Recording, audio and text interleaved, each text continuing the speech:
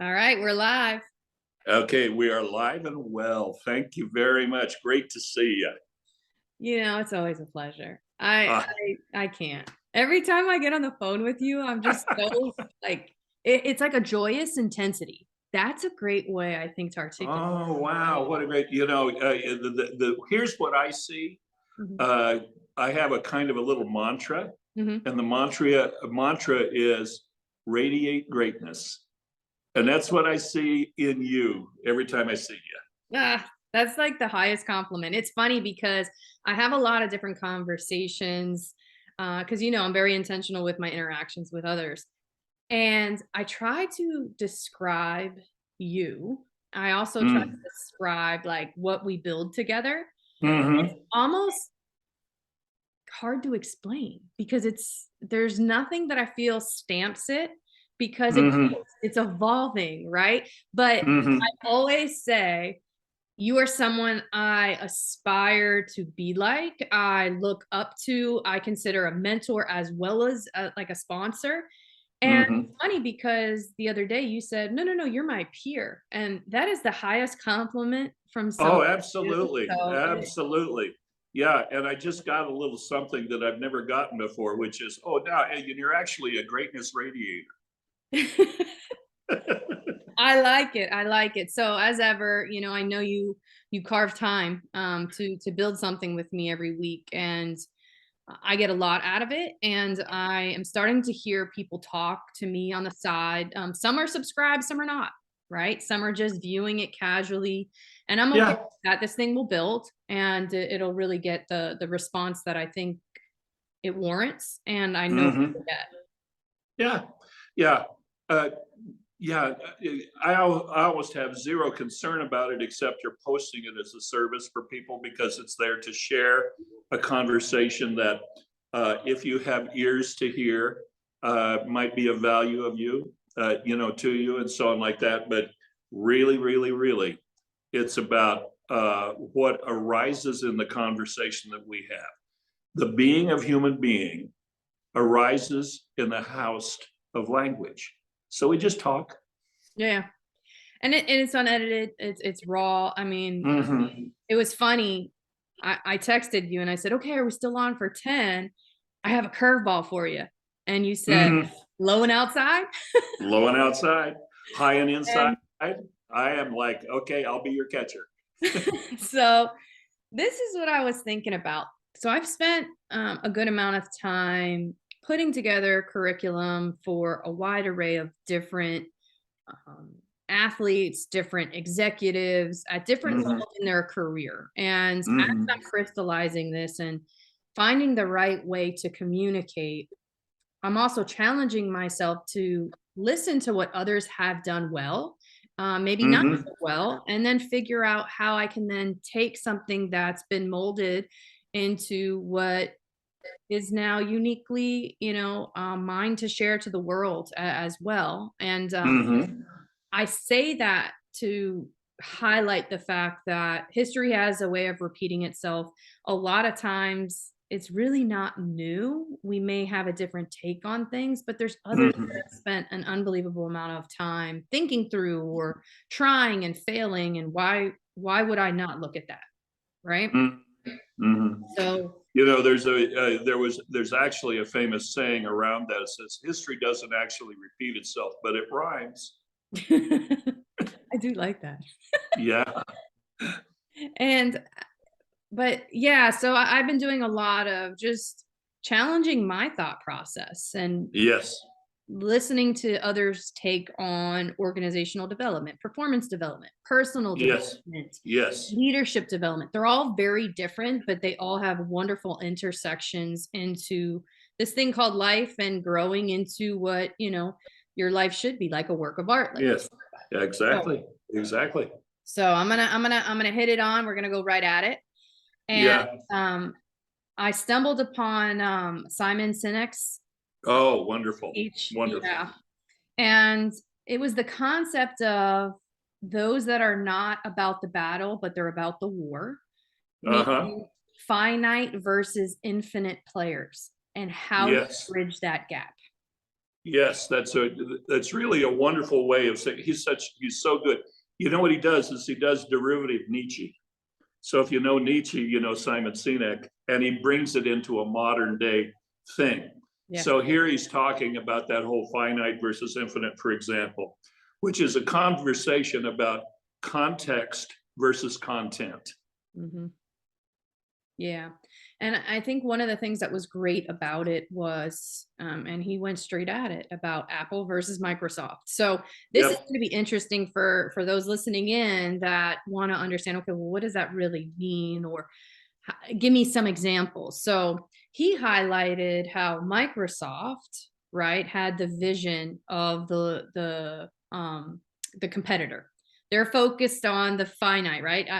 I want to be better than Apple. I'm designing this to do this to compete with them, and we're going to get out there and do more here.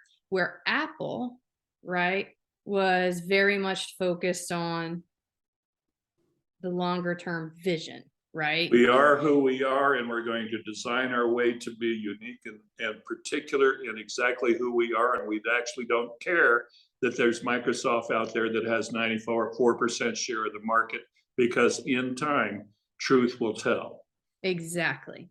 And it was interesting because I believe Microsoft had given them, it was during the iTouch days, or the beginning part of The original iPod.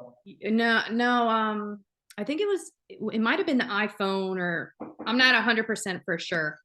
And I think what was really cool about it was that he had that device, and he brought it and wanted to be a little bit controversial, and he was in the car with the Apple executive and was like, oh, do you want to see, their thing's really good, and he's like, I bet it is. He didn't even ask to see it. Whereas if you were in Microsoft with Apple products, like, show me everything, let's reverse engineer it, let's do all of that, which I thought was quite interesting. Okay, so then I said, okay, let me reflect on this, and let me think about how does this align to personal and organizational development, right? So for example, engineer. Yes, and by the way, just to stop you for just a second, because you're on a roll, is that the word that is in blue and underlined was the word align.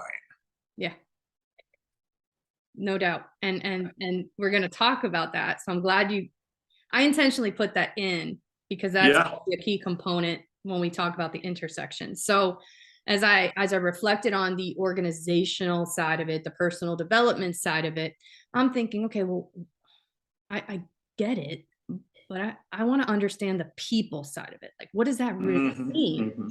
So it's the difference between a software developer and an engineer in a manufacturing facility, right?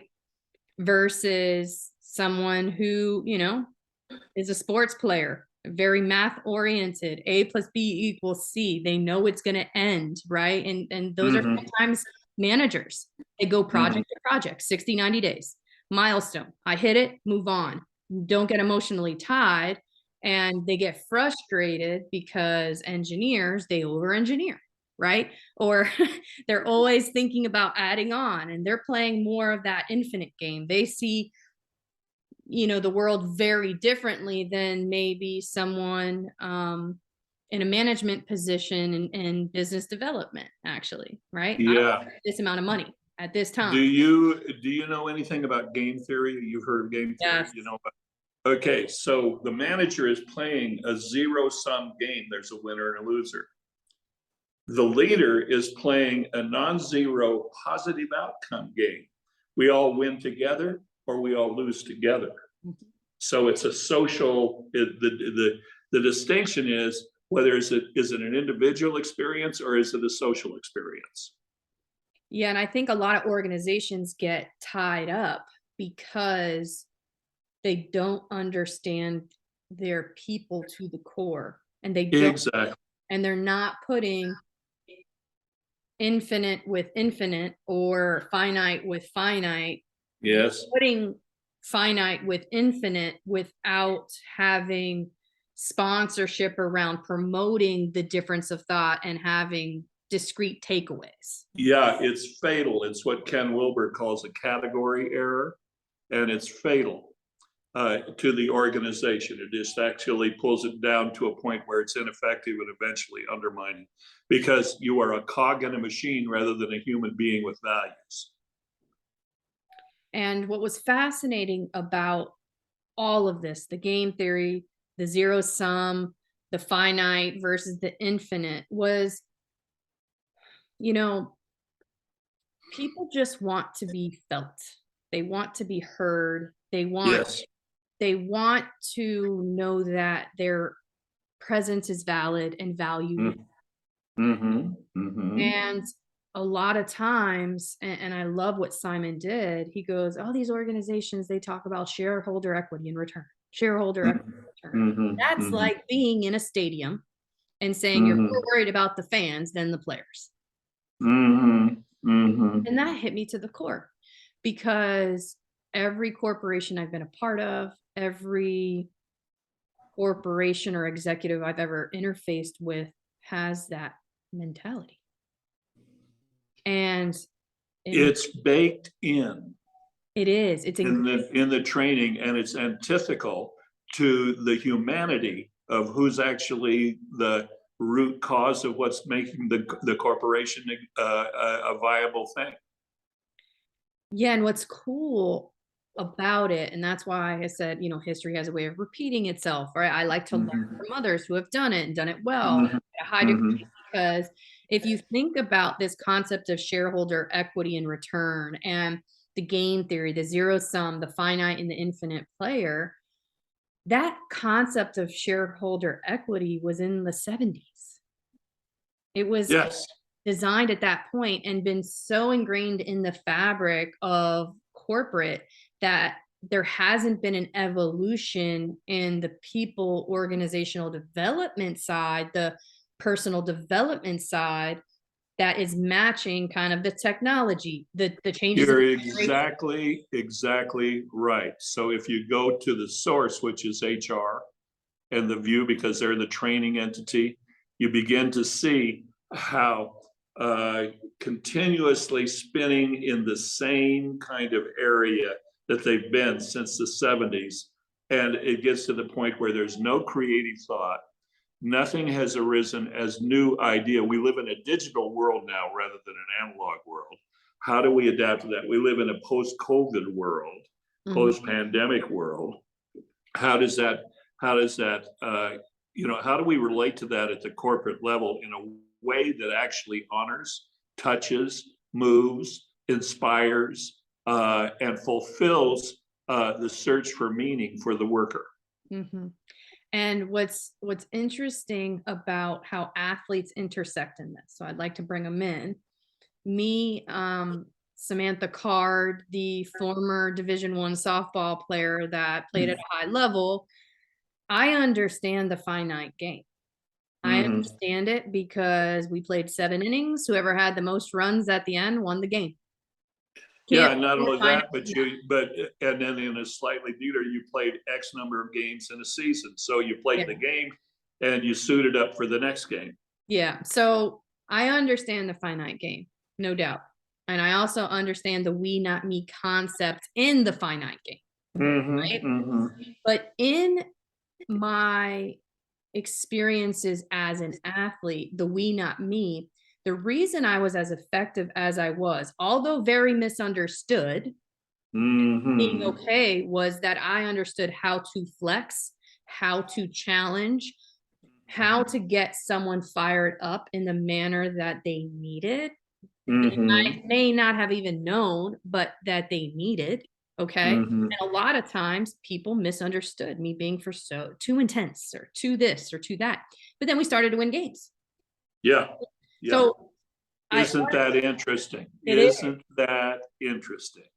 And on the finite side, I have an appreciation for it, right? So I can understand how it translates into corporate America. So as we think about, okay, well, how do we connect the dots? How are the intersections? Then I think about, okay, well, I went into the manufacturing sector. I was in agriculture. I was in Mhm. performance chemicals. I was in like a wide array of different end uses, food and beverage. I mean, you name it, I probably had my hands in it in some capacity, electronics, all of that. Okay. And I was dealing with a concept of engineers trying to figure out how to solve things when we didn't even know root cause, but yet they were trained to understand root cause before doing that. So all they kept doing was, trying to connect with R&D. R&D is trying to create these molecules that take 10 years. These engineers are just trying to figure out how to actually produce it and also keep the plant going because we're a 24/7 operation. And then you've got someone like me who genuinely cares about these people, these human beings who are spending a lot of their time at work. They're struggling. There's battles here.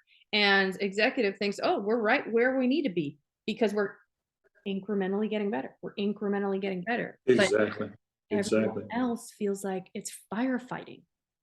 And Well, and is in survival. yeah, it absolutely is. So then as the athlete in me and connecting to the infinite like player side of the game, I understand that it's a marathon, not a sprint, even though there's times where it warrants sprints, right? But you Of can't course. Yeah. you can't Like you up the gas out. pace at certain points and then you go back to the regular pace. You've got to be able, and it's not pulling back, it's understanding the broader chess game. It's understanding Mhm. the vision. Where are you headed? What are we building together? And then what are Mhm. those individual things? Who am I going to partner with? Right? What is my intentionality each day? And right. So it's like kind of bringing all the stuff we're doing. And John, my takeaway was I can't imagine someone who is more equipped than an athlete to be able to lead at this level and toggle between the two. Yes, you absolutely great insight. You are in the if you're an athlete and you've taken your athletics to a point where you became a champion of sorts, you got to the point where you were winning. Mhm, Uh, you're in the category. Artists go to that too, particularly performing artists. mhm. You are never satisfied once you have tasted what victory is about, once you have tasted, and it's not the victory like you win the accolades, it's the sense of personal accomplishment that you got to there, that you want to be engaged in projects Mhm. and in conversations that are going to sustain and pull and demand the best of who you are so you continue to grow and develop and you bring people along with you. So you're unwilling. I I taught for a number of years at a major university and for 13 years. And I lectured on leadership. And it was like there was no real commitment to leadership. It was seen as a subset of management, which is incorrect. Mhm. But when I got out of it, a guy came to me and he offered me to go to do Middle East academies and Southeast Asian academies. And I listened and I, I was flattered and I said, I thank you, but I'm going to decline. And he said, why? Mhm. And I said, because I've been doing patty cake leadership for 13 years and I can't do one more syllable. I was up to here with it. Yeah. And he grabbed me by the shoulders and he pulled me so that my nose was against his nose. And he gritted his teeth and he said, John, this is the real deal. Looking dead in my eyes. I Mhm. said, I'll try it once. Well, in 2 weeks, I'm going back for the 24th time because it's the real deal. That's awesome. And athletes, performers who actually have tasted it, nobody is interested in doing something unless it's the real deal. We don't want to do that patty cake life. And you hit it on the head because that's where it all comes to a head or there comes disaster. Okay. Mm-hmm. You need to have an organization that has both finite and infinite players. You need them both. Oh You yeah, you do. You you need absolutely do. you need leaders, and in some areas you just need managers. You need efficiency. It is what it is. You know what you're going, but they can't be the one managing, 150 people, which could represent 20% of your whole entire employee population. Why? Right. Because they don't care beyond anything that is not job related. They don't Yeah, care. well, see, that's the background, that's the fundamental category error that is being taught in the MBA programs around, that management is the senior distinction and leadership is a minor subset of that. When in fact, it's the other way around. Leadership is the senior distinction. Yes. And once you've actually acquired what you declare yourself into, the vision, Yep. and you've set up the mission, now you got to manage it. So that's the subset. Yeah, and I find the more and more I learn Mm, about this whole connectivity, interaction, or lack thereof across mhm. the corporate landscape, it's a little disheartening because I'm starting to see why people come to the table and they're not having thoughtful debate, or they're not coming to really make the world better. They don't even Mhm, know where they're going, and now they don't feel mhm, heard, and now the culture is starting to get dampened, and mhm, it's mhm. becomes this vicious cycle where no one can understand how to get out of it, but yet everything is transformation, transformation. We're going to do a huge transformation. That's what they say. That's the lie right there. I wish they would actually stop using that word, because it is not transformation. Yeah. It is not. Here's the deal. We want to be entitled and we want to get somewhere without giving anything up. See, the model of transformation has 4 steps. One is you notice what's not working. Mhm. 2 is you let go of what's not working. That's the hard part. The Mhm. 3 is you transcend to another level by declaration. And then the 4th is you reintegrate back into your deal.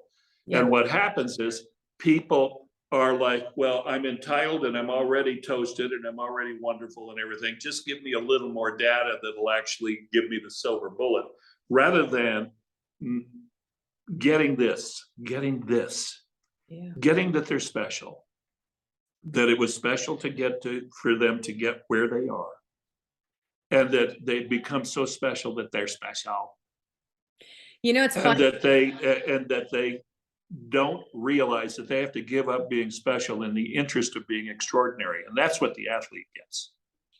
Yeah, and I think what's interesting here is you're seeing a huge shift, Mm-hmm. let's call it, really driven by executive teams and like HR Oh boy, managers. yes, And yes, yes, this yes. is this is good because Simon hit this as well, and he talked about Mm-hmm. everyone in the time of this talk, it was around the millennials, right? And how no one understood the millennials. They think it's just they want everything, they're entitled, they're this, Exactly, that. exactly. It's not me, it's them. I'm having all this, I'm having to compromise. And now you've got a Gen Z, right? Which is in a way a shadow generation that only Right. 10 to 20-second videos. It's beyond immediate gratification at this time. There's Yep. career depression. There's a lot of different things that if you don't understand why they are the way they are, why I, as a millennial, operate in the way I do because of my environment, because of the technology around me, because of honorable mention is still considered a good thing. Mm-hmm. It's hard. It's hard to ever get where you want to go. And what HR groups are doing is they're throwing all these benefits, right? With the employee recession, let's call it, or the Mm-hmm. resignation Mm-hmm. as they coined it. Oh, I'm going to throw more money at this person. Oh, I'm going to put better Right. benefits. Right. Okay, that's great. Well, But it's actually degrading and it's insulting. but so some will think that. I agree with you, but then some are like, okay, great, I'm money chasing, but now I have no loyalty, and because I have no loyalty, I'm literally just going to do A plus B. That's it. You're not going to get more, you're not going to get less. That's what you're going to get, and I'm out the first thing that comes better. And I don't want to Mm-hmm. build a culture on that and call it transformation, or do the bare minimum just to handle through this hard time until Yeah, my bearings. you're so right on, Sammy. I want to say as a kind of a parenthesis, a parenthetical remark for people who are watching, essentially. If you have found Simon Sinek, Sinek, or you have found Jonathan Haidt, Haidt, you can take a look at what both of those guys are saying is pretty much gospel in this conversation. They know what they're talking about, they are well grounded, and they are living for virtuous excellence. Yeah. And it goes back to a lot of things we've talked about previously, John, in terms of living a life of success and power versus living a life of fulfillment and a will for fulfillment. And Thank you. I'm at a stage in my life where I took that leap. I took that jump Mhm. because I saw success. I saw power in terms of title in front of me. There is no doubt in my mind. Oh, yeah. Oh, yeah. I had something that I was called. Just on your personality alone, just on not who you really are from the inside out, because you're an inside out kind of person. But not from that, but just kind of from the way that you show up, you walk through the door and they do the 7-second read on you and they get your vibrancy. Yes. Well, you're going all the way up the ladder. And I checked the boxes. Yeah. And, You and check the boxes. Yeah, you got to do the thing. And you got to say yes or no, three bags full, sir. You got to do that one. yeah. And so I knew that. And I also understood the power of sponsorship. I understood the power of being Sure. coachable. And that's where the athletes in. Vital. But I'm going to tell you, I left corporate in full November 4th. And where I am today, what's today? February 2nd. I am living such a fulfilled life in Yes. less than 6 months. And Yes. I've had more conversations about me helping others feel seen in an environment where they're hard to stand Yes. out, that Yep.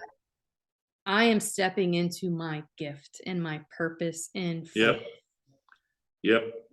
And it doesn't get much better than that. And it's hard to have others understand that, John. Well, the thing that's hard to understand because we've been acculturated a different way is that you are actually living into your birthright. It's your birthright to have this experience of contribution and making a difference and touching and moving people and altering the kind of the cultural conversation. That's your birthright as a human being, and that's what people don't get. Yeah. And the impact that I know I'm driving, but we are collectively building as a community, Yeah, there's nothing like it. There's nothing like there's nothing like it. There's nothing. It's kind of like there's nothing like medaling in the Olympics. It's a fulfillment of years of it. work and of a lifetime. So And there's more after the Olympics. exactly. And it's difficult to have that first conversation that someone who is so bogged down, they have the wet noodle on them, they feel depressed, they don't see any light, they don't even know if they want to, they're just Yeah. living Yeah. to live, they're not Yeah. living to step in and go all in. Well, And it is also your birthright to live your life as a blockhead. no doubt, no doubt. But I genuinely believe people are good. I do, John. Yeah. Yeah, I agree with you too.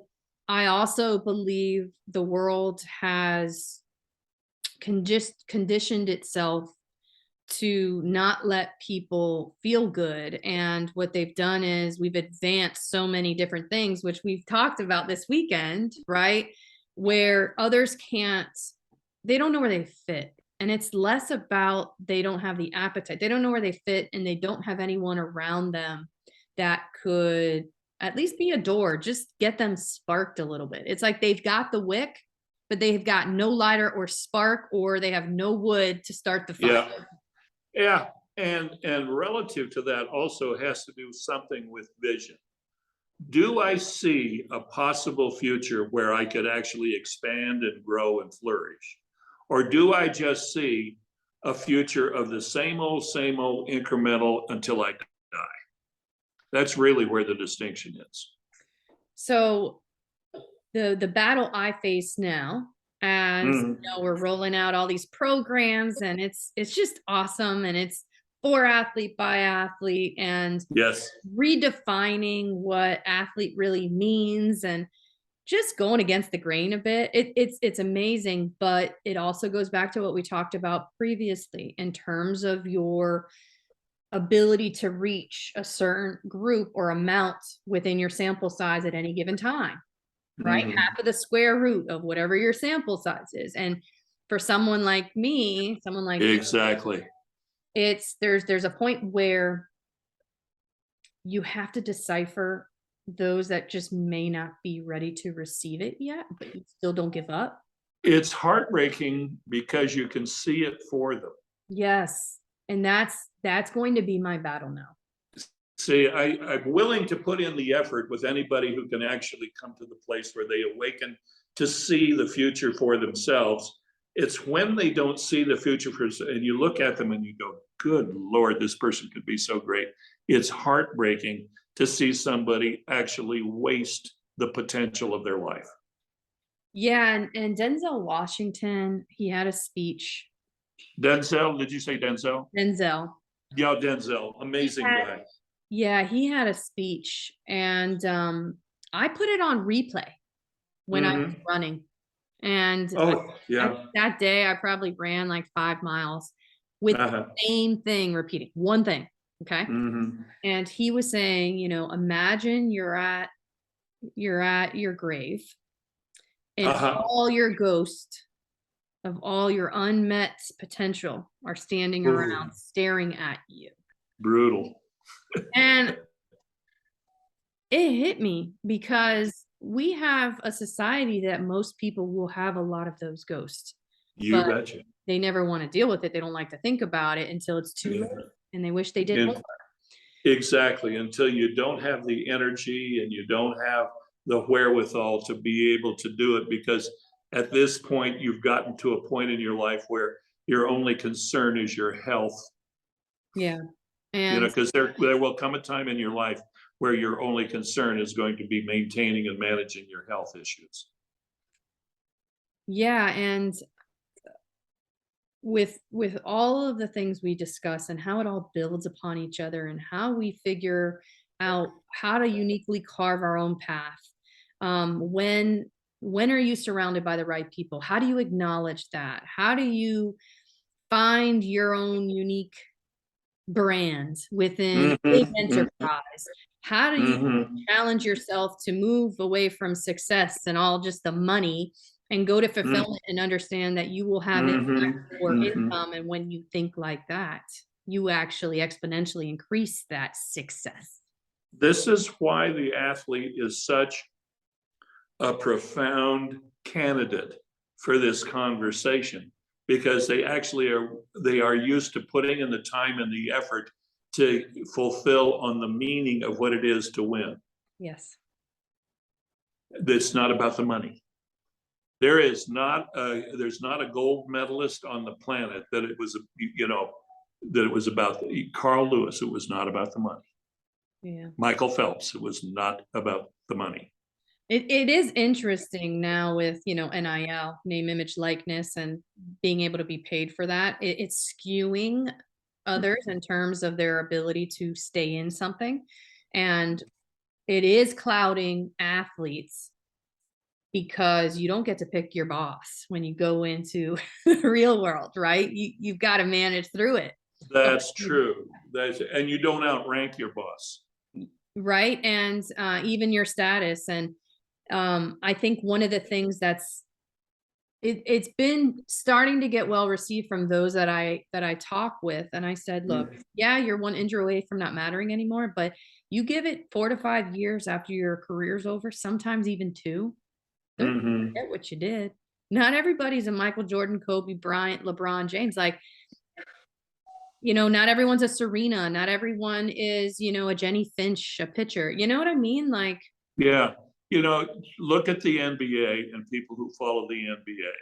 So there are 454 players that are in the NBA. mhm. Name 13. Yeah, that's a good one. You, you know, you could maybe able to name 8, 9, 10, a dozen, something like that. By the time you get down to 20, there's another 414 players that made the NBA that are the best in the world Yeah. at what they do. And you don't know them. And they will come in, they will go through, they will have excellent, solid careers and go out, and you will never know. Exactly. So for me, it's about understanding who you are to the core, leveraging your sports because Mm-hmm. that is your vehicle, but you Mm-hmm. you are more than just your sport. You're more than just your field of play, right? And Well, the previous conversation, the mantra for the previous conversation, when you're talking to the athlete, for mhm, them to get it, like in spades, is this: water is wet, rocks are hard, and the world does not care. yeah, it's a tough place. And I always highlight and kind of bringing it back to what we are talking about, finite and infinite players. Yes. You're going to have different perspectives. You're going to have different people who are brought up different in this world. Everyone's going to have a different experience. But if you challenge yourself to figure out how do we build together, when you said that to me the first time, Oh, that's so great. it it took a lot of the noise out for me because it didn't matter what my belief system was, what your belief system was. We were going to come to the table as partners in this and figure out how to build together. And Yes.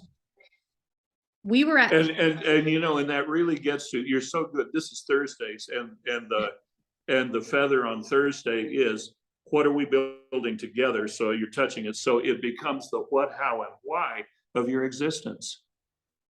yeah. So, I challenge those that, well, am I the infinite or am I a finite or how do I navigate this if I know that, the organization's at a head? Challenge yourself to take a reflective moment to say, well, hold on a minute. Where are we going and what are we building together? And if you Mhm. can't articulate that, Mhm. or if Mhm. you are struggling with that, Mhm. Mhm. go to your manager, go to your leader. They're different. Mhm. We just talked about that.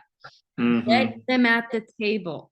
Get your sponsor. Get your champion on your behalf. That's getting the right people around the table that have different belief systems, different way of doing business. I don't care if you're a finite Mhm. player. I don't care if you're an infinite player. I don't care if you're unconsciously competent or consciously competent. I don't care where Mhm. you are in your learning process. That is the right table to bring together because then it gets us all on the same page, Mhm. and then we start to make the real, as you and I don't like the word, transformative, focused, changed. Yeah, well, then yeah, so brilliant. And to speak to the idea of the transformative change, you have now actually set yourself up to win. You would never play the game if you weren't set yourself up to win. And going into the game whether you've done the work, like Kobe. Yeah. Yeah. Kobe's deal was, I've done the work, bring it on. Yeah. Do the work.